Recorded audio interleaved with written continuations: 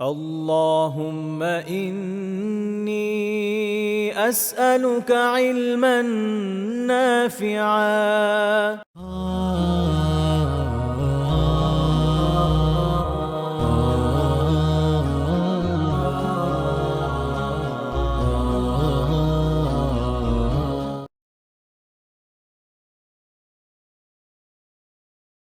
أما بعد فأعوذ بالله من الشيطان الرجيم بسم الله الرحمن الرحيم إنما يتذكر أولو الألباب وقال النبي صلى الله عليه وسلم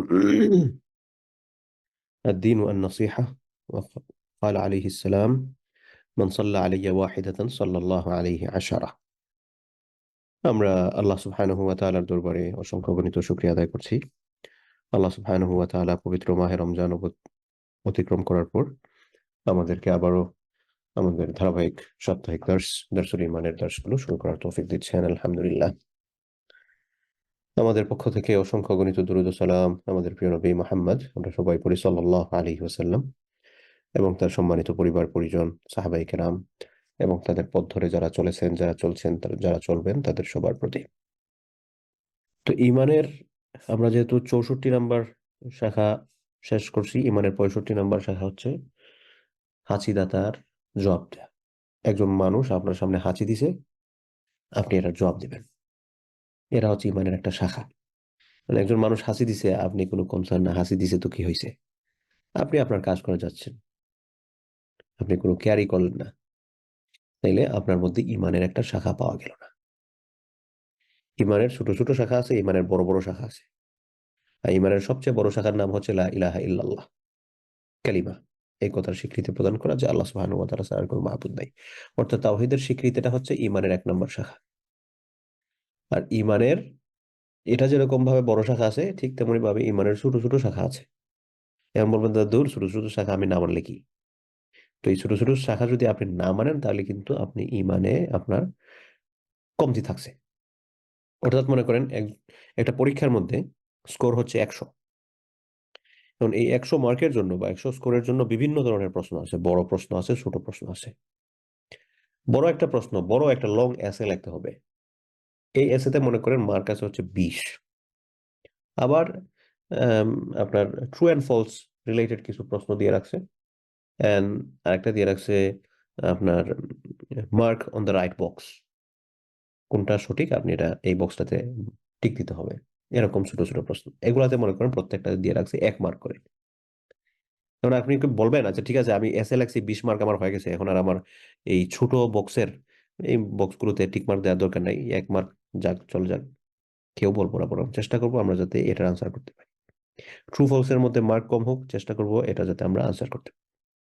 তো ঠিক তেমনি ভাবে ইমানের প্রশ্নে, ইমানের কিছু শাখা আছে অত্যন্ত বেশি মার্কওয়ালা, কিছু শাখা আছে কম মার্কওয়ালা, কিন্তু আপনি যদি এটা ছেড়ে দেন, তাহলে কিন্তু আপনার মার্ক কমে যাচ্ছে ইমানের।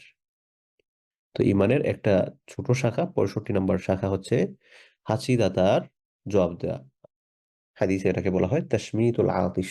একজন মানুষ হাঁচি দিছে, আপনি তার জবাব দিবেন। আল্লাহ রাসূল একটা হাদিসের মধ্যে বলেছেন, হাক্কুল মুসলিম আলাল মুসলিমি খামসুন। একজন মুসলমান হিসেবে আরেকজন মুসলমানের উপর ৫টা অধিকার একজন আরেকজনের উপর। সেটা মনে করেন আমার উপর আপনার অধিকার, আপনার উপর আমার অধিকার। এই ৫টা অধিকারের মধ্যে একটা অধিকার হচ্ছে যে আপনি বা আমি যখন হাঁচি দিব, আমরা যাতে এই হাঁচিটার জবাব দেই। এই হাঁচিটার জবাব যদি আমি না দেই, তাহলে আমি আমার একে তো হচ্ছে ইমানের শাখা, আমি ইমানের শাখায় আমার কমতি আছে। ২ নাম্বার হচ্ছে আমি আমার একজন মুসলিম ভাই কিংবা বোনের আমি হকটা আদায় করলাম না, তার হক আমার উপর রয়ে গেল। তো আল্লাহ রাসূল সাল্লাল্লাহু আলাইহি ওয়াসাল্লাম হাদিসের মধ্যে বলেন, ইদা আতাশা আহাদুকুম, তোমাদের মধ্য থেকে কেউ যদি হাঁচি দেয়, ফাহামিদাল্লাহ, সেজন্য আল্লাহর শুকরিয়া আদায় করে। ফাশাম্মিতুহু, এখন সে যদি আলহামদুলিল্লাহ বলে, তাহলে তোমরা এটার জবাব দিবে। সাম্মিতু মানে কি? সাম্মিতু মানে হচ্ছে তোমরা এটার প্রত্যুত্তরে কি দিবে। প্রত্যুত্তরটা কি আমরা জানি, সেটা হচ্ছে একজন মানুষ যখন আলহামদুলিল্লাহ বলবে হাঁচি দেওয়ার পর, তখন আমরা বলবো ইয়ারহামুকাল্লাহ, ওয়াজদামিন অফ ইয়ারহামুকাল্লাহ, আল্লাহ তোমার প্রতি রহম করুন। এগুলো হচ্ছে দোয়া, একজন একজনের জন্য দোয়া করছেন। ফাইল্লাম ইয়াহমাদিল্লাহ, তবে হ্যাঁ, সে যদি আলহামদুলিল্লাহ না বলে, হাঁচি দিয়ে এসে তার মতো ফালা তুসাম্মিতুহু, তাইলে তোমার আর ইয়ারহামুকাল্লাহ বলা লাগবে না, তুমি তার প্রত্যুত্তর দিতে হবে না। তো এখান থেকে আমরা দুইটা বিষয় জানলাম। একটা হচ্ছে আমি যাতে হাঁচি দিলে আলহামদুলিল্লাহ বলি, আর 2 নম্বর হচ্ছে কেউ যদি হাঁচি দেওয়ার পর আলহামদুলিল্লাহ বলে, তাহলে আমি যাতে সেটার উত্তরে ইয়ারহামুকাল্লাহ বলি। যদি আমি বলি, তাহলে আমি মুসলমানের হক আদায় করলাম, আর যদি না বলি, তাহলে আমি আমার আরেকজন মুসলমান ভাইয়ের হক দিচ্ছি না, নষ্ট করতেছি, মুসলমান বোনের হক নষ্ট করতেছি। তো এটা যাতে না হয়, আমরা এটা ছোট জিনিস, কিন্তু এই ছোট জিনিসের বেনিফিটটা অনেক বেশি, ছোট জিনিসের বেনিফিটটা অনেক বেশি। এবং এটার সাথে বলবেন তাহলে মুসলমানদের মধ্যে 5টা হক, এই 5টা হক কি কি? একটা হচ্ছে রদ্দুস সালাম, একজন মানুষ সালাম দিছে, সালাম দেওয়ার পর আপনি এটার জবাব দেবেন। আমরা অনেকেই জানি সালামের উত্তর দেওয়া ওয়াজিব, এটা ওয়াজিব হিসেবে, বিধান হিসেবে ওয়াজিব, পাশাপাশি হচ্ছে মুসলমানের হক এটা। কেউ একজন আপনাকে সালাম দিছে, আপনি এটার উত্তর দেবেন সুন্দর করে। কিভাবে সুন্দর করে? আল্লাহ সুবহানাহু ওয়া তাআলা কোরআনুল কারীমের মধ্যে বলেছেন, ওয়া ইযা হুয়্যিতুম বিতাহিয়্যাতিন ফাহাইয়্যু বিআহসানা মিনহা আও রুদ্দুহা। কেউ তোমাকে যদি তাহিয়া জানায়, অভিবাদন জানায়, অভিবাদন জানায় এখানে উদ্দেশ্য হচ্ছে সালাম। তো কেউ যদি তোমাদেরকে সালাম দিয়ে অভিবাদন জানায়, ফাহাইয়্যু বিআহসানা মিনহা, তাহলে তোমার করণীয় হচ্ছে তুমি তাকে অভিবাদন জানাবে এর চেয়ে উত্তমটা দিয়ে। এর মানে কি? এর মানে হচ্ছে কেউ যখন আপনাকে আসসালামু আলাইকুম বললো, তখন আপনার করণীয় হচ্ছে আপনি বলবেন ওয়া আলাইকুম আসসালাম ওয়া রাহমাতুল্লাহ। কারণ আমি আপনাকে বলছি আসসালামু আলাইকুম, এখন আপনি যদি আমাকে ওয়ালাইকুম আসসালাম বলেন, তাহলে আপনি সেমটা আমাকে ফিরাই দিছেন। তো সেমটা আমাকে ফিরাইতে পারেন। আয়াতের মধ্যে আল্লাহ তাআলা বলেছেন যে ফাহাইয়্যু বিআহসানা মিনহা আও রুদ্দুহা, রুদ্দুহা মানে হচ্ছে এটা যে সেমটা সেম ফিরাই দেয়। তো আমি আপনি সাথে ওয়ালাইকুম আসসালাম বলি, এটা হচ্ছে আমার জন্য ওয়াজিব, কম্পালসরি আমার জন্য।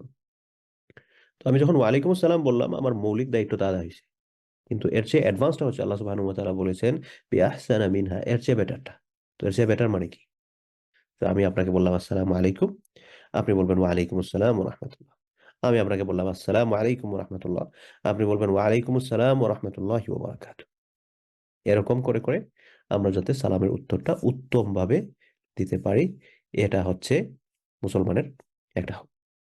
একটা হলো রাদ্দুস সালাম। 2 নম্বর হচ্ছে ইয়াদাতুল মারিয়াদ। ইয়াদাতুল মারিয়াদ হচ্ছে রোগীর খোঁজ খবর নেওয়া। আপনার কেউ একজন অসুস্থ আছে, আপনি তার একটু খোঁজ খবর নেবেন, এবং এই রোগীর খোঁজ খবর নেওয়াটা অনেক অনেক বেশি সওয়াবের কাজ। আরেক হাদিস মনে পড়লো, আল্লাহ রাসূল বলেন, আইদুল মারিদি ফি হুরফাতিল জান্নাতি ইয়ারজি। আল্লাহ রাসূল সাল্লাল্লাহু আলাইহি ওয়াসাল্লাম বলেন যে আইদুল মারিদ, যে ব্যক্তি অসুস্থকে খোঁজ খবর নিতে যায়, এটার মধ্যে সেবা করাও অন্তর্ভুক্ত, খোঁজ খবর নেওয়া বা তার কোনো প্রয়োজন পূরণ করে দেওয়া, সবগুলো এটার মধ্যে অন্তর্ভুক্ত। ফি হুরফাতিল জান্নাহ ইয়ারজি, যতক্ষণ পর্যন্ত না সে ফিরে আসতেছে, ততক্ষণ পর্যন্ত সে যেন জান্নাতের ফল সংগ্রহ করতে থাকে। সুবহানাল্লাহ। আমি আপনাকে বললাম যে গাছে একটা ঝাড়া দিছি, এই গাছ থেকে যা ফল সংগ্রহ করবেন সব হচ্ছে জান্নাতের ফল। আমরা কি কেউ থাকবো ইমানদার মানেই চেষ্টা করবে জান্নাতের ফল আমি একটু নেয়ার চেষ্টা করি, রাইট? তো আমরা সবাই যেরকম ভাবে চেষ্টা করব, ঠিক ওরকম ভাবে আল্লাহ রাসূল সাল্লাল্লাহু আলাইহি ওয়াসাল্লাম বলছেন যে আপনি একজন অসুস্থ ব্যক্তিকে দেখতে যাওয়া বা তার খোঁজ খবর নেওয়া, যে সময়টা আপনি ব্যয় করতেছেন, বা আপনি একজন ফোন করে বলছেন ভাই আপনি অসুস্থ, কেমন আছেন, বোন আপনি অসুস্থ, কি অবস্থা, কি খবর সবর, একটু খোঁজ খবর নিলেন। এই যে জিনিসটা, এই জিনিসটার মাধ্যমে আপনি জান্নাতের ফল সংগ্রহ করার কাজে ব্যস্ত রেখেছেন নিজেকে। সুবহানাল্লাহ। আল্লাহ সুবহানাহু ওয়া তাআলা আমাদেরকে এই সকল ছোট ছোট কাজ, এইগুলোর মাধ্যমে যে বেশি সওয়াব অর্জন করা, এগুলা যাতে আমরা করতে পারি। তো রদ্দুস সালাম, সালামের জবাব, ওয়া ইয়াদাতুল মারিদ, রোগীর খোঁজ খবর নেয়া, তারপর হচ্ছে ওয়া তাশমিতুল আতিশ, হাঁচি দাতার জবাব দেওয়া, তারপর হচ্ছে ওয়া ইজাবাতুদ দাওয়া। ইজাবাতুদ দাওয়া মানে হচ্ছে কেউ যদি দাওয়াত দেয় আপনাকে, তাহলে তার দাওয়াতের জবাব দেওয়া, তার দাওয়াত গ্রহণ করা। আর আরেকটা হচ্ছে ইত্তেবাউল জানাইস, জানাজার অনুসরণ করা। জানাজার অনুসরণ করা মানে কি? জানাজার অনুসরণ করা মানে হচ্ছে কোনো মৃত ব্যক্তির জানাজা পড়া। এরপরের অ্যাডভান্স লেভেলটা হচ্ছে যে জানাজা পড়ার পর আপনি সুযোগ পেলে ওই ব্যক্তির দাফন কাফনে অংশগ্রহণ। কাফন দাফন মানে কি? ওই যে দাফন করার সময় তো মাটি যে দেন, কবরস্থ করা, ওই কাজে নিজেকে শরীক করার চেষ্টা করা, খুব সওয়াবের কাজ। আল্লাহ রাসূল সাল্লাল্লাহু আলাইহি ওয়াসাল্লাম বলেন জানাজায় অংশগ্রহণ করবেন, 1 খিরাত সওয়াব পাবেন। 1 খিরাত কি?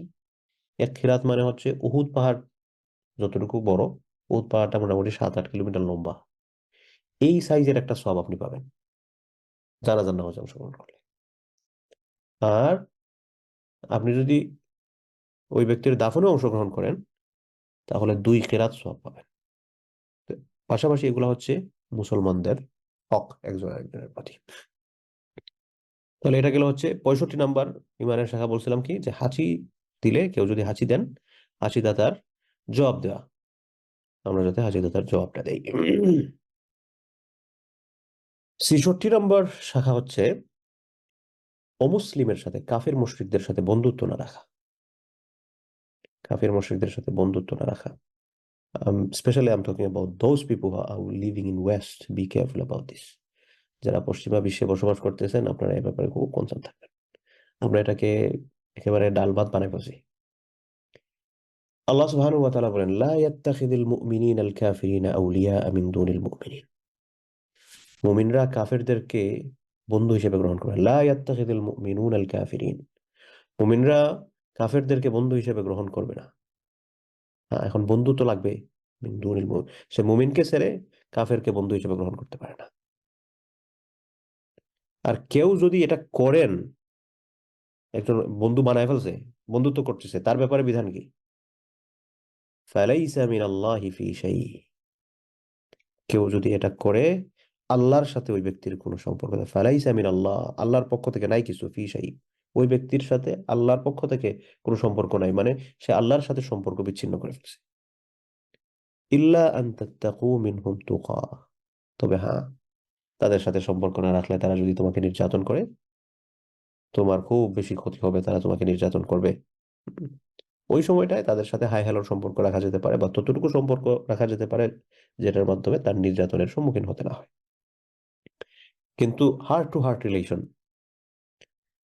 আপনার জানে জিগর বন্ধু, বিশেষ করে আমাদের জেনারেশনে যারা আছে, আমরা হয়তো ওরকম না, কিন্তু আমাদের পরবর্তী জেনারেশন, সে যেহেতু আমার এই দেশে স্কুলে যাবে, এখানে পড়াশোনা করবে, ভেরি ইজিলি নন মুসলিম ফ্রেন্ড করে উঠবে। এখানে আমাদের খুব বেশি কেয়ারফুল থাকতে হবে। আমাদের পরবর্তী প্রজন্মকে, আমাদের বাচ্চা কাচ্চাদেরকে আমরা যাতে খুব ভালো মেসেজটা দিতে পারি এইভাবে। আর যখন আপনার বাচ্চা কাচ্চার কোনো অমুসলিম ফ্রেন্ড থাকবে, সে যখন, এমনিই তো ভালো ফ্রেন্ডের গুরুত্ব নিয়ে আমি অনেকদিন কথা বলছি, কিন্তু অমুসলিম ফ্রেন্ড যখন থাকবে তখন তো তার ড্রেস আপ ঠিক থাকবে না। পাশাপাশি হচ্ছে আপনার বাচ্চার ড্রেস আপ নষ্ট হতে থাকবে, তারও সংস্কৃতি নষ্ট হতে থাকবে। কালকে আমি একটু দৌড়াদৌড়ির জন্য একটা পার্কে গেছিলাম, একটু দৌড়াইতে। তো হঠাৎ করে দেখলাম 3-4টা আপনার টিনেজ মেয়ে, তারা হচ্ছে পার্কে হাঁটাহাঁটিও করতেছে, দৌড়াদৌড়িও করতেছে। তো আমি যখন রাউন্ড দিতেছি, হঠাৎ করে পাশ দিয়ে নজর পড়লো আর কি। তো সেখানে 3টা বা 2টা মেয়ে হচ্ছে অমুসলিম এবং তাদের শর্টস পরা, আর একটা হচ্ছে একটা হিজাবি মেয়ে। তো তারা যখন দৌড়াচ্ছিল, তখন এই নন মুসলিম মেয়েরা এমন এমন কাজ করতেছিল, যে কাজ দেখে ওই হিজাব পরা মেয়েটাও সেম কাজ করতেছিল, যেই কাজগুলো করার মাধ্যমে তার সতরটা লঙ্ঘন হচ্ছে। যদিও ওয়েস্টের ক্ষেত্রে তো সে যদি 18+ না হয়, সে অ্যাডাল্ট না, কিন্তু ইসলামের দৃষ্টিতে তারা সবাই অ্যাডাল্ট ছিল, সবাই অ্যাডাল্ট। দেখেন সে কেন এই কাজগুলো করতেছে, তার সঙ্গীদের কারণে। তো এজন্য ইসলাম আমাদেরকে নিষেধ করে আমরা যাতে অমুসলিমকে আমরা যাতে বন্ধু হিসেবে গ্রহণ না করি। হ্যাঁ, আমি তাকে দিন শেখানোর জন্য, তাকে দিনের দাওয়াত দিতে গিয়ে তার জন্য ভালো সম্পর্ক তৈরি করছি, সেটা ভিন্ন বিষয়। কিন্তু এমনিতে কোনো দিনই উদ্দেশ্য নাই। জাস্ট এজ এ ফ্রেন্ড হিসেবে কোনো মুসলিম যাতে আমার বন্ধু না হয় এবং আমার বাচ্চা কাচ্চার বন্ধু না হয়, আমরা যাতে ব্যাপারে খুব খেয়াল করি। আর যদি হয়, তাহলে এটা খেয়াল রাখতে হবে যে আপনি কিন্তু আল্লাহর সাথে সম্পর্ক নষ্ট করতেছেন। কাফের মুশরিকদের ব্যাপারে আমাদের সফট কর্নার কাজ করার কোনো সুযোগ নাই। সূরা তওবার এক আয়াতে আল্লাহ তাআলা বলেন, ইয়া আইয়ুহান নাবিয়্যু জাহিদিল কুফফারা ওয়াল মুনাফিকিন। হে নবী, আপনি কাফেরদের বিরুদ্ধে, মুনাফিকদের বিরুদ্ধে আপনি লড়াই করেন, জিহাদ করেন। ওয়াগলুজ আলাইহিম, তাদের ব্যাপারে আপনি কঠিন নীতি অবলম্বন করেন, কঠোর নীতি, সফট কর্নার নয়। আপনি সফট কর্নার করতে পারেন না। কিন্তু আজকাল মনে করেন আমরা এটাকে দিনী পরিবেশে তাদেরকে দাওয়াত দেওয়ার জন্য যদি হয় সেটা ভিন্ন বিষয়, কিন্তু এমনিতে কোনো দিনী পরিবেশ নাই। আমি একই প্ল্যাটফর্মে কাজ করতেছি, আমার ফ্রেন্ড, লেটস চিল, না, এটা কিন্তু আমার জন্য পারমিসিবল নয়, এবং এটা কিন্তু পানিশেবল অফেন্স। এরপর আল্লাহ সুবহানাহু ওয়া তাআলা আরেক আয়াতের মধ্যে বলেন, লা তাত্তাখিযু আদুব্বি ওয়া আদুওয়াকুম আউলিয়া, তোমরা আমার শত্রু এবং তোমাদের শত্রুকে বন্ধু হিসেবে গ্রহণ করো না। অর্থাৎ যাদের ঈমান নাই তারা আমাদের শত্রু, আল্লাহর শত্রু। হ্যাঁ, যদিও আল্লাহ সুবহানাহু ওয়া তাআলা তাদেরকে খাওয়াচ্ছেন, পান করাচ্ছেন, সুযোগ দিচ্ছেন তওবা করো, ঈমান আনো, কিন্তু দিন শেষে তারা যদি ঈমান না আনে, তারা কিন্তু আপনার শত্রু, আমার শত্রু। আল্লাহ তাআলা বলেন, লা তাত্তাখিযু আদুব্বি ওয়া আদুওয়াকুম আউলিয়া, তোমরা আমার শত্রু এবং তোমাদের শত্রুকে বন্ধু হিসেবে গ্রহণ করো না। তুলকুনা ইলাইহিম বিল মাওয়াদ্দা, তোমরা এদের সাথে মহব্বত লাগাইতেছো, ভালোবাসার সম্পর্ক তৈরি করছো। ওয়াকাদ কাফারু বিমা জাআকুম মিনাল হক, অথচ তোমাদের কাছে যে সত্য মেসেজ যেটা আসছে এটাকে তারা অস্বীকার করে। আচ্ছা, একটু চিন্তা করেন, আপনার এক বন্ধু, সে আপনার বাবাকে গালি দেয়, আপনার বাবাকে বলে হচ্ছে ভুয়া, সে বলে আপনার বাবার জন্মের ঠিক নাই, সে বলে আপনার মায়ের জন্মের ঠিক নাই, আপনি তার সাথে সম্পর্ক রাখবেন? কোশ্চিন কালেও না। যে ব্যক্তি আপনার বাবা মার জন্মের ঠিক নাই বলে, তার সাথে তো আপনি কখনোই সম্পর্ক রাখতে পারেন না। আর অমুসলিমরা বলছে আল্লাহ নাই, আল্লাহ ভুয়া। আমরা যেভাবে আল্লাহ সুবহানাহু ওয়া তাআলার উপর ঈমান আনেছি, আল্লাহ তাআলা যেভাবে তার উপর ঈমান আনার কথা বলেছেন, তারা সেভাবে আল্লাহর উপর ঈমান আনতেছে না। তাদের মতো করে, যদি সে আহলে কিতাব হয়ে থাকে, খ্রিস্টান বা জিউস এরকম কিছু হয়ে থাকে, তারা তাদের মতো করে একটা ফেস বানায় নিছে। আর যদি তারা আপনার সেটা না হয়ে থাকে, মূর্তি পূজারী হয়ে থাকে, তাহলে তারা তাদের মতো করে তাদের কিছু কোড বানিয়ে নিছে। এখন যে আপনার আল্লাহকে না মানে, আপনি তাকে কিভাবে বন্ধু হিসেবে গ্রহণ করতে পারেন? আপনি দুনিয়াবী দৃষ্টিতে যে আপনার বাবা মাকে গালি দেয়, যে বলে আপনার বাবা মা ভুয়া, আপনার বাবা মার জন্মের ঠিক নাই, আপনি তার সাথে কখনোই বন্ধুত্ব করতে যাবেন না। যে আল্লাহকে বলে হচ্ছে ভুয়া, যে আপনার আল্লাহকে অপমান করছে, যে এক একটা শিরিক যখন করে আল্লাহর আরশ কেঁপে ওঠার মতো হয়, এই মানুষটার সাথে আপনি কিভাবে বন্ধুত্ব করতে পারেন? এই কথাটাই আল্লাহ সুবহানাহু ওয়া তাআলা এই আয়াতের মধ্যে বলেছেন, যে তুলকুনা ইলাইহিম বিল মাওয়াদ্দা, তোমরা তাদের প্রতি ভালোবাসার নজরে তোমরা তাকাইতেছো, তোমরা তাদেরকে খুব ভালো বন্ধু হিসেবে মহব্বত লাগাইতেছো। তোমরা এই যে তাদের সাথে বন্ধুত্ব করো, ওয়াকাদ কাফারু বিমা জাআকুম মিনাল হক, তোমাদের কাছে যে সত্যটা আসছে তারা তো এটাকে অস্বীকার করে। ইউখরিজুনা আর-রাসূলা ওয়া ইয়্যাকুম আন তু'মিনু বিল্লাহি রাব্বিকুম, এবং মক্কার কিছু ঘটনাকে আল্লাহ সুবহানাহু ওয়া তাআলা এখানে নিয়ে আসছেন, যে তোমরা তাদেরকে বন্ধু হিসেবে নিতে চাও, অথচ তারা রাসূলকে বের করে দিছে তার এলাকা থেকে। ওয়া ইয়্যাকুম, তোমাদেরকে। এবং এটা ওই সময়কার হলো, এটা কিন্তু প্রত্যেক যুগে যুগে দেখেন, আপনি রিলিজিয়াস রাইটের কথা যখনই আসবে, তখনই দেখবেন যে সে তার রাইট নিয়ে আসে, আপনাকে সে কখনো কোনো সুযোগ দিবে না। সে যদি আপনাকে সুযোগ না দেয়, আপনি কিভাবে তার সাথে বন্ধুত্ব করছেন? এবং সে কখনোই, ইন কুনতুম খারাজতুম জিহাদান ফি সাবিলি ওয়া ইবতিগা মারদাতি, তোমরা আমার রাস্তায় জিহাদ করার জন্য বের হও, আমার সন্তুষ্টি তোমরা যদি চাও, তাহলে দেখবে কখনোই সে তোমাদের পাশে নাই, কখনো থাকবেও না, থাকার কথাও না। এজন্য মনে করেন, এই যে আল্লাহর রাস্তায় সংগ্রাম, আপনি যখনই এই বিষয়গুলো নিয়ে আসবেন, তখনই আপনাকে কিন্তু উগ্রবাদী বানাই দিবে। এর আগ পর্যন্ত আপনি ভালো আছেন, আপনি মিঠা মিঠা কোরআন কারীমের যে সকল আয়াতগুলো আছে এগুলা নিয়ে থাকেন, সব জায়গায় আপনি নিরাপদ, কোনো সমস্যা হবে না। কিন্তু আপনি যখনই এই সকল বিষয়কে সামনে নিয়ে আসবেন, তখনই দেখবেন যে ওই যে পয়সার এক পিঠে দেখছেন, তখন অন্য পিঠ দেখা শুরু করবেন। তো যাই হোক, তো আমরা যাতে ফ্রেন্ডশিপের ব্যাপারে খুব বেশি কনসার্ন থাকি।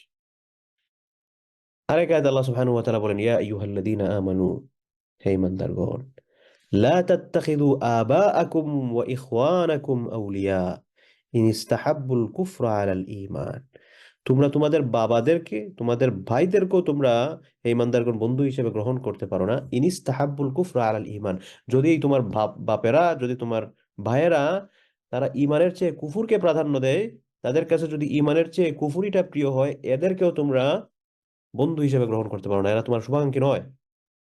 ওয়ামাই ইয়াতাওয়াল্লাহুম মিনকুম ফাউলাইকা হুমুজ জালিমুন, যারা এটার বিপরীত করবে, অর্থাৎ তুমি বলছো আমার বাপ তার সাথে ভালো সম্পর্ক, আমার ভাই তার সাথে ভালো সম্পর্ক, কিন্তু তোমার বাপ সে কুফর করে, তোমার বাপ ইমানের চেয়ে কুফরকে প্রাধান্য দেয়, তোমার ভাই ইমানের চেয়ে কুফরকে প্রাধান্য দেয়, আর তুমি তার সাথে অন্তরঙ্গ সম্পর্ক বানায় রাখছো, তোমার জানে জিগর, এটা যদি করো তাহলে জেনে রাখো ফাউলাইকা, যারা করবে এটা ফাউলাইকা হুমুজ জালিমুন, তারা জালেম। তাহলে এখন বলবেন তাইলে কারো যদি বাবা, ভাই, আত্মীয় স্বজন কেউ সে কাফের হয়ে গেছে, বা তার কাফের কোনো নন মুসলিম, সে তাদের সাথে সম্পর্ক রাখবে না? হ্যাঁ রাখবে, আত্মীয়তার সম্পর্ক হিসেবে যতটুকু রাখার রাখবে, কিন্তু সে মানে এরা যাতে ইমানের চেয়ে বেশি প্রিয় না হয়। একজন মুমিনের সবচেয়ে প্রিয় বস্তু থাকবে হচ্ছে আল্লাহ এবং তার রাসূল।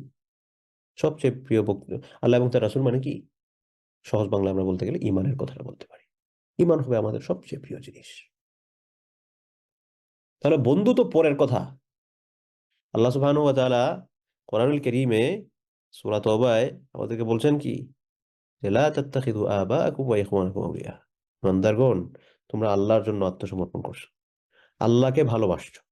আল্লাহকে যদি ভালোবাসো, আমরা যদি বলি আল্লাহ তোমার জন্য সব ছাড়বো, তো আল্লাহ তোমার জন্য যদি সব ছাড়বো বলতে যদি পারো, তাহলে তোমার বাপ, তোমার পূর্বপুরুষ, তোমার ভাই, তোমার আত্মীয় স্বজন, তারা যদি তাদের কাছে দ্বীনের চেয়ে কুফরিটা প্রাধান্য পায়, তাহলে তাদেরকে তোমরা দ্বীনের কাছে অগ্রাধিকার দিতে পারো না, বন্ধুরূপে গ্রহণ করতে পারো না। আবু হুরায়রা রাদিয়াল্লাহু আনহুর এক হাদিস মনে পড়লো, আল্লাহ রাসূল সাল্লাল্লাহু আলাইহি ওয়াসাল্লাম বলেন, ইদা লাকীতুমুল মুশরিকিনা ফিত তারিক, তোমরা যখন কোনো অমুসলিমকে, কোনো মুশরিককে, যারা আল্লাহর সাথে শিরক করে, এদের সাথে তোমরা যদি কখনো তোমাদের দেখা হয়ে যায়, ফালা তাবদাউহুম বিসসালাম, তাহলে তাদের সাথে সালাম দিয়ে কথা শুরু করো না, তাদেরকে সালাম দিবা না। ওয়াসতাররুহুম ইলা আদিয়াকিহা, তাদেরকে পুশ করে রাস্তার একপাশে নিয়ে যাবে। পুশ করে একপাশে নিয়ে যাওয়া মানে কি, যে তুমি তোমার পথ ধরো, আমি আমার পথ ধরি।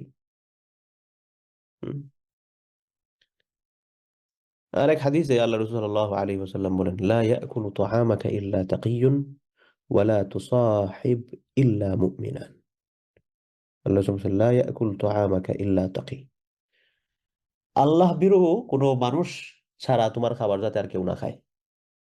তুমি রান্না করছো, তুমি খাওয়াবা, তো খাওয়ানোর ক্ষেত্রে এমন মানুষকে প্রাধান্য দাও যারা হচ্ছে আল্লাহ বিরূ, মুত্তাকি মানুষদেরকে খাওয়াও। লা ইয়াকুল তাআমাকা ইল্লা তাকি, তোমার খাবার একজন মুত্তাকি মানুষ ছাড়া আর যাতে কেউ না খায়। ওয়ালা তুসাহিব ইল্লা মুমিনান, আর মুমিন ছাড়া কেউ যাতে তোমার সাথী না হয়। তোমার সাথী হবে মুমিন, আর তুমি কাউকে ট্রিট দিতে গেছো, তোমার ট্রিটের ভাগীদার হবে সবচেয়ে মুত্তাকি মানুষ। আমরা ট্রিট কাদেরকে দিই?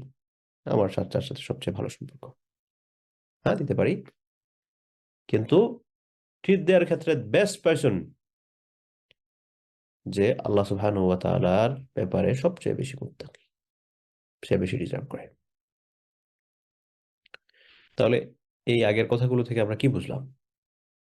কেউ যদি ইমানদার না হয়, তার সাথে আন্তরিকভাবে আমরা ফ্রেন্ডশিপ রাখতে পারি না, যদিও সে আমার আত্মীয় হয় না কেন।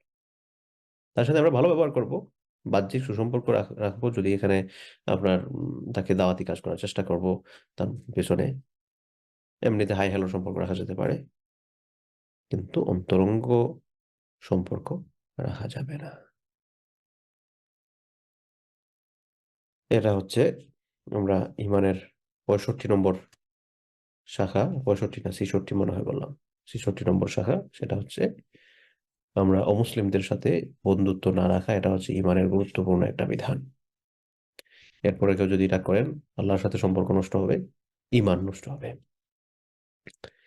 এরপরের শাখা হচ্ছে ইমানের 67 নম্বর শাখা। এই শাখাটা হচ্ছে প্রতিবেশীর সাথে ভালো আচরণ করা, নেইবার্সদের সাথে গুড বিহেভিয়ার করা।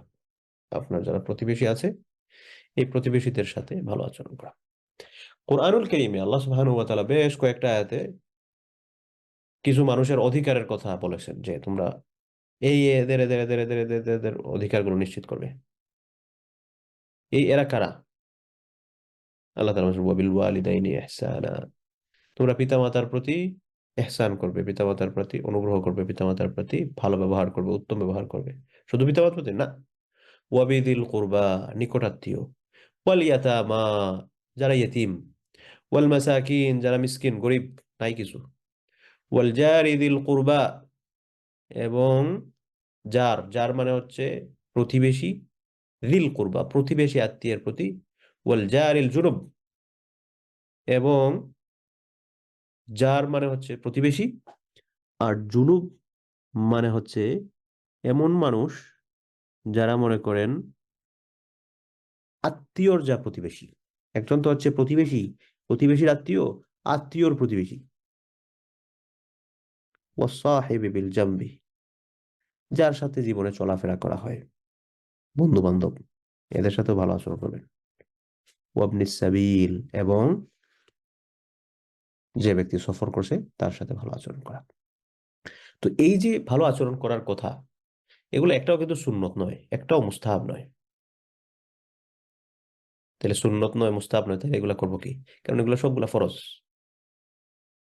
অর্থাৎ পিতামাতার সাথে ভালো আচরণ করা ফরজ, নিকটাত্মীয়ের সাথে ভালো আচরণ করা ফরজ, ইয়াতীমদের সাথে ভালো আচরণ করা ফরজ, মিসকিনদের সাথে ভালো আচরণ করা ফরজ, জারি দিল কুরবা, আপনার নিকটবর্তী আত্মীয় যে তার এবং তার প্রতিবেশী যে আছে তার সাথে ভালো আচরণ করা ফরজ, বল জারিল জুনুব, এবং আপনার আত্মীয়র যে প্রতিবেশী, ওয়াসাহিবি বিল জামবি, জীবন চলার সাথী। জীবন চলার সাথী কি? জীবন চলার সাথীর মধ্যে যাদের সাথে সাধারণত সময়গুলো অতিবাহিত করা হয়, সে আপনার কলিগ হতে পারে, আপনি যেখানে কাজ করেন যে সার্কেলে যারা যারা আছে এরা, আপনার বন্ধু বান্ধব হতে পারে, আপনার জব সেকশন, পাশাপাশি হচ্ছে আপনার বন্ধু বান্ধব। এখানে অনেকে স্ত্রীর কথা অপেক্ষা করছেন, তবে স্ত্রী তো আত্মীয়ের মধ্যেই পড়ে, যেহেতু নিকার মাধ্যমে একটা সম্পর্ক সাব্যস্ত হয়, সুতরাং স্বামী স্ত্রী একে অপরের আত্মীয়। পাশাপাশি যদি জীবন চলার একে অপরের, স্বামীর জন্য স্ত্রী, স্ত্রীর জন্য স্বামী, এই বিষয়টাকে নিয়ে আসতে হয়, সেটা আসার সুযোগ আছে। ওয়াবনিস সাবিল, এবং যে ব্যক্তি হচ্ছে মুসাফির, তাদের সাথে উত্তম ব্যবহারের কথা আল্লাহ সুবহানাহু ওয়া তাআলা বলেছেন। এখন উত্তম ব্যবহার বলতে কি? জাস্ট একটু হাই হ্যালো করা, আপনি, সে একটা স্মাইল দিল, আপনি একটা স্মাইল দিচ্ছেন, এটাই না। এটা এক kind of definition of the good behaviour, ভালো ব্যবহারের একটা দিক। তাহলে আর দিক কি? আর দিক হচ্ছে একজনের প্রয়োজনে আরেকজন পাশে দাঁড়ানো, একজনের প্রয়োজনে আরেকজনের পাশে দাঁড়ানো, তার সম্মান যাতে নষ্ট না হয় সেজন্য এমন কিছু না করা। এই বিষয়গুলো হচ্ছে সদাচরণ। তাহলে এখানে যে কয়েকটার কথা আসলে প্রতিবেশীর ক্ষেত্রে, জারি দিল কুরবা বলতে অন্যান্য প্রতিবেশীর মধ্যে যারা অপেক্ষাকৃত কম দূরত্বে রয়েছে, কাছাকাছি, এটা। আর জারিল জুনুব মানে হচ্ছে একটু দূরের প্রতিবেশী। এক একভাবে ব্যাখ্যা করতে পারবেন, আত্মীয়ের প্রতিবেশী, অথবা আপনার প্রতিবেশী, প্রতিবেশীর আত্মীয়, আত্মীয়ের প্রতিবেশী, বিভিন্নভাবে এটার ব্যাখ্যা করার সুযোগ আছে। প্রতিবেশীর অধিকারের ব্যাপারে জিব্রাইল আলাইহিস সালাম প্রায় সময় আল্লাহ রাসূলের সাথে কথা বলতেন, প্রায় সময়। তো একবার কথা বলতে বলতে বলতে বলতে বলতে বলতে আল্লাহ রাসূল সাল্লাল্লাহু আলাইহি ওয়াসাল্লাম বলেন যে, জিব্রাইল এত বেশি প্রতিবেশীর কথা বলতেছেন, আমি তো মনে করছি কখন জানি বলেন প্রতিবেশী হচ্ছে তোমার সম্পদে অধিকার পাবে। মা জালা জিবরিল ইউসিনি বিল জার হাত্তা যানানতু আন্নাহু সাইওয়ারিথু। এত বেশি কথা বলছেন জিবরাইল আলাইহিস সালাম আল্লাহ রাসূলকে প্রতিবেশীর ব্যাপারে, আল্লাহ রাসূল ভাবছিলেন যে কখন বলা হয় যে প্রতিবেশী তোমার সম্পদের অধিকার পাবে। তো আমরা দেখা যায় আমাদের প্রতিবেশীর কোনো খোঁজ খবর কে আছে, প্রতিবেশী বিশেষ করে একটা মনে করেন শহুরে অঞ্চলে যারা বসবাস করেন, ফ্ল্যাট টাট এগুলাতে, দেখা যায় আমার পাশে কে আছে আমাদের খোঁজ খবরই নাই। তো এগুলা কিন্তু সুন্নত মুস্তাহাব না, এগুলা কিন্তু ফরজ। তো এগুলোর ব্যাপারে আমরা যাতে একটু যত্নবান হই। ইমানের 68 নম্বর শাখা হচ্ছে কোনো মেহমান আসলে তাকে আপ্যায়ন করা বা মেহমানদারি করানো। কোনো মেহমান আসলে তাকে মেহমানদারি করানো।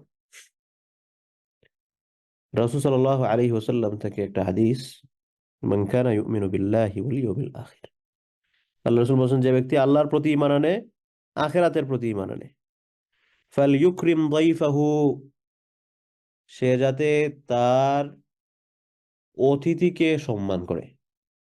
ফালিউকরিম, সে যাতে সম্মান প্রদর্শন করে দাইফাহু, তার গেস্টকে, জাইজাতাহু, এবং এই সম্মানটা যে দিবে, এই সম্মানটা কিভাবে দিবে, তার সক্ষমতা অনুযায়ী। কাল, তো আল্লাহ রাসূল এই কথা বলার পর বললেন, ওয়ামা জাইজাতুহু ইয়া রাসূলুল্লাহ, আল্লাহ রাসূল সাল্লাল্লাহু আলাইহি ওয়াসাল্লাম বললেন, ইয়া রাসূল, তোমরা আমাকে জিজ্ঞেস করছো যে এই সক্ষমতা অনুযায়ী তাকে আপ্যায়ন করাবো, তাকে সম্মান দিব, এই সক্ষমতার ব্যাখ্যাটা কি, কতটুকু? তখন আল্লাহ রাসূল সাল্লাল্লাহু আলাইহি ওয়াসাল্লাম বললেন, কালা ইয়াউমুন ওয়া লাইলাতুন, তিনি বলেন এক দিন এক রাত, লিস্ট। একজন গেস্ট আপনার বাসায় আসছে, তার অধিকার বা আপনার উপর আবশ্যক হচ্ছে আপনি তাকে কমপক্ষে একদিন এক রাত মেহমানদারি করাবেন, কমপক্ষে। ওয়াদিয়াফাতু সালাসাতু আইয়ামিন, তবে মেহমানদারির আপনার একটা লং টার্ম বা সর্বোচ্চ যদি সময় বলেন যে কত সময়, মিনিমাম সময় হচ্ছে একদিন এক রাত, আর সর্বোচ্চ হচ্ছে 3 দিন 3 রাত। এখন কারো বাসায় মেহমান এসে যদি 3 দিন 3 রাতের পরেও থাকেন, আপনি যদি মেহমানদারি করেন, সেটা আপনি ভালো কাজ করতেছেন। কিন্তু মিনিমাম একদিন এক রাত এবং তার অধিকার সে 3 দিন পর্যন্ত থাকলে আপনি তাকে সার্ভিস প্রদান করা আপনার উপর জরুরি, আপনি করতে বাধ্য। এজন্য আরবদের একটা সংস্কৃতি ছিল যে কোনো মেহমান আসলে সে 3 দিন জিজ্ঞেসই করতো না যে ভাই কেন আসছেন, 3 দিন পরে গিয়ে জিজ্ঞেস করতো যে how can I help you, কিভাবে আপনাকে সহযোগিতা করতে পারি, কেন আসছেন, কি উদ্দেশ্য। তো বর্তমানে দেখা যায় আমরা মেহমান এক বেলা আসলে আমাদের মন খারাপ হয়ে যায় যে আমরা কি খাওয়াবো। অনেকে আছেন, অনেক বোনেরা কষ্ট পাইতে পারেন, কষ্ট নিয়েন না। অনেকে আছেন যে দেখা যায় গেস্ট আসলে মন খারাপ হয়, অনেকে আছেন খুব খুশি হন, আবার অনেকে আছেন তুই আসার সময় পাইলো না। আত্মীয় স্বজন আসলে দেখা যায় মন খারাপ হয়, এই এরা আসছে খেয়ে শেষ করে ফেলবে। দেখেন, কোনো গেস্ট যদি আপনার বাসায় আসে, হ্যাঁ আপনি রান্না বান্না করতেছেন, আপনি একটু কষ্ট হবে, কিন্তু এটার মাধ্যমে আপনি কিন্তু অনেক সওয়াব কামাইতেছেন, অনেক সওয়াব। পাশাপাশি যে রিজিকটা তাদের জন্য আপনি প্রস্তুত করছেন, এটা কিন্তু তাদের রিজিকে ছিল, এটা আপনার রিজিকে ছিলই না। জাস্ট এতটুকুই, তারা তাদের রিজিকটা আপনার বাসায় বসে খাচ্ছে, এতটুকুই, আর কিছু না। আপনি খাওয়াইতেছেন এরকম কিছুই না। তো এই একবারে মিনিমাম হচ্ছে একদিন এক রাত। এমন আহ, কিছু ভাই বোনেরা আছেন খুব পছন্দ করেন গেস্টদেরকে রাখতে, আত্মীয় স্বজন কেউ আসলে বলতে পারেন, কেউ যদি বলে যায় ভাই সময় নাই জায়গা, বলবেন কি যাবেন, মেহমানদারির মিনিমাম টাইম হচ্ছে কি একদিন এক রাত। আন্ডারস্ট্যান্ডিং এর মাধ্যমে একজন যদি চলে যায় সমস্যা নাই, কিন্তু একদিন এক রাত আপনি তাকে সার্ভিস প্রদান করা, এটা হচ্ছে জরুরি, জরুরির উপরে জরুরি আর কি। মনে করেন ফরজের উপর ফরজ, আমরা মাঝে মধ্যে বলি না, এরকম। ওয়াদিয়াফাতু সালাসাতু আইয়ামিন, আর মেহমানদারি হচ্ছে 3 দিন। ফামা কানা ওয়ারাআ যালিকা ফাহুয়া সাদাকাতুন আলাইহি, এর বেশি যদি কেউ করেন, 3 দিনের চেয়ে বেশি কেউ থাকতেছে, আপনি তাকে খাওয়াইতেছেন এবং খুব ভালো মেহমানদারি করতেছেন, ফাহুয়া সাদাকাতুন আলাইহি, তবে যে ব্যক্তি করতেছে এটা তার পক্ষ থেকে সাদাকা। কিন্তু এই 3 দিনের আগে এটা আপনার দায়িত্ব, আপনি করতে হবে। যদি না করেন ইচ্ছাকৃতভাবে কিন্তু গুনাহ হওয়ার সুযোগ আছে। আর 3 দিন শেষ হওয়ার পর বলতে পারেন ভাই এবার যান, আমার সৎকার দরকার নাই, 3 দিন হয়ে গেছে, টাটা বাই বাই। কিন্তু যদি মনে করেন যে না, আমি যেহেতু সাদাকার একটু সুযোগ পাইছি, একটু সাদাকা করি, তাইলে এই সাদাকা সংক্রান্ত বিভিন্ন সময় বিভিন্ন আলোচনায় বলি যে আমরা মনে করি কি টাকা পয়সা দেওয়াই মানে হচ্ছে সাদাকা, না। আল্লাহ রসুল বলেছেন কুল্লু তাসবিহাতিন সাদাকা, প্রত্যেকটা তাসবিহ সাদাকা। ওয়া কুল্লু তাহলিলাতিন সাদাকা, লা ইলাহা ইল্লাল্লাহ বলবেন, এটাও সাদাকা। ওয়া কুল্লু তাহমিদাতিন সাদাকা, প্রত্যেকবার আপনি আলহামদুলিল্লাহ বলবেন, এটা সাদাকা। ওয়া কুল্লু তাকবীরাতিন সাদাকা, এবং প্রত্যেকটা তাকবীর দিবেন, এটাও সাদাকা। এমনকি হাজবেন্ড এন্ড ওয়াইফ যে প্রাইভেট টাইম স্পেন্ড করে, এটাও সাদাকা। এটা বলার পর সাহাবায়ে কেরাম আল্লাহ রাসূলকে জিজ্ঞেস করছিলেন, ইয়া রাসূলুল্লাহ, কি বলেন, প্রাইভেট টাইম অতিবাহিত করা এটা সদাকা? এখানে তো একজন আরেকজনের কামনা বাসনা মিটমাট হচ্ছে, একজন আরেকজনের কামনা বাসনা সে তারা মিটাচ্ছে একে অপরে, এটা কেমন সদাকা হয়? আল্লাহ রসুল তখন উত্তরে বলছিলেন যে কেউ যদি এটা হারাম ভাবে করে, একজন পুরুষ একজন মহিলা, তাহলে তাদের জন্য এটা গুনাহ আছে কি নাই? বলে হ্যাঁ, গুনাহ আছে। তাহলে হারাম ভাবে করলে এটাতে যদি গুনাহ থাকে, তাহলে হালাল ভাবে করলে এটার মধ্যে সওয়াব আছে, এবং সওয়াবটা কি সাদাকার সওয়াব। তো কথা প্রসঙ্গে আসলো যে সদাকা মানেই শুধু টাকা পয়সা দেওয়ার নাম সদাকা নয়, বরং সদাকার আরো অনেক দিক আছে। তোর মধ্যে একটা হচ্ছে কোনো মেহমান আসছে, মেহমানকে আপনি 3 দিনের যে বেশি মেহমানদারি করাইতেছেন, এটা হচ্ছে সাদাকা। আর 3 দিন পর্যন্ত করানো, এটা হচ্ছে আপনার জন্য জরুরি। আর একদিন করা তো হচ্ছে লাজিম। লাজিম মানেও জরুরি, কিন্তু এই দুইটার মধ্যে পার্থক্য কি? মানে ফরজের উপরে ফরজ, যেটাকে বলা হয় আর কি। এরপর আল্লাহ রাসূল বলছেন হাদিসের শেষ অংশে, ওয়া মান কানা ইউমিন বিল্লাহি ওয়াল ইয়াউমিল আখির ফালইয়াকুন খায়রান আও লিয়াসমুত। যারা আল্লাহর উপর ঈমান আনে, আখিরাতের উপর বিশ্বাস করে, ফালিয়াকুল খায়রান, তারা যেন ভালো কিছু বলে। আমি বলবো আমার তো ভালো কিছু বলার নাই, আও লিয়াসমুত, তাইলে তারা যাতে চুপ থাকে। বললে ভালো কিছু বলবে, না হয় চুপ থাকবে। কিন্তু আমরা সারাদিন একবারে ঘুম থেকে ওঠার পর থেকে নিয়ে ঘুমানো পর্যন্ত যতটা কথা বলি, এগুলো যদি হিসাব করতে বসি, তাহলে কয়টা ভালো আর কয়টা খারাপ যদি হয়, তাহলে কিন্তু নিজেরই চোখ চমকায় উঠবে। কিন্তু এই আমরা মনে করি কি, দূর কথা বলছি তো হয়েছে কি। আল্লাহ তাআলা বলছেন, মা ইয়ালফিযু মিন কাউলিন ইল্লা লাদাইহি রাকীবুন আতীদ। এরকম একটা শব্দ নাই যে শব্দটা সংরক্ষণকারীরা সংরক্ষণ না করে। অর্থাৎ আমার মুখের থেকে যতগুলা যা কিছুই বের হইতেছে, প্রত্যেকটাই নোট, প্রত্যেকটা ওয়ার্ডই নোট হচ্ছে, হয়তো ভালোর খাতায়, না হয় খারাপের খাতায়। এজন্য আমরা খেয়াল রাখবো যে আমি যা কিছু বলতেছি এটা যাতে ভালো বলি, আর ভালো যদি আমি বলার কিছু নাই, তাহলে লিস্ট যাতে চুপ থাকি। কারণ আল্লাহ তাআলা কথার মধ্যে এমন কিছু গুনাহের মাধ্যম দিয়ে রাখছেন, যেগুলো আমার আমলকে বরবাদ করে দেওয়ার জন্য যথেষ্ট। যেমন মনে করেন গীবত, আপনি মুখ চুপ থাকবেন, আপনার গীবত হবে না। আপনি কথা বলবেন, দেখা যাবে গীবত হয়ে যাচ্ছে, চুগলখড়ি হয়ে যাচ্ছে, মিথ্যা অপবাদ হয়ে যাচ্ছে। তাই জন্য আমরা এই সকল ব্যাপারে যাতে একটু কনসার্ন থাকার চেষ্টা করি। আল্লাহ সুবহানাহু ওয়া তাআলা আমাদেরকে যাতে এই সকল ব্যাপারে কনসার্ন থাকার তৌফিক দান করেন।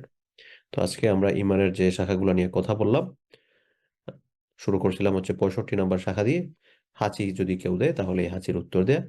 এরপরেরটা ছিল হচ্ছে কাফির মুশরিকদেরকে বন্ধু হিসেবে গ্রহণ করা যাবে না। এরপরেরটা ছিল হচ্ছে প্রতিবেশীর সাথে আমরা যাতে সদাচরণ, ভালো আচরণ করি। এরপরেরটা ছিল হচ্ছে কোনো মেহমান যদি আসেন, তাহলে এই মেহমানদেরকে আমরা যাতে যথাযথভাবে মেহমানদারি করাই। আল্লাহ সুবহানাহু ওয়া তাআলা আমাদেরকে এগুলোর উপর যাতে যথাযথভাবে আমল করার তৌফিক দান করেন। তাহলে আমরা আজকে হচ্ছে 68 নম্বর ঈমানের শাখা পর্যন্ত শেষ করলাম। আল্লাহ তাআলা তৌফিক দিলে আমরা 69 নম্বর শাখা থেকে আগামী সপ্তাহে শুরু করব ইনশাআল্লাহ বিইذنিল্লাহি তাআলা।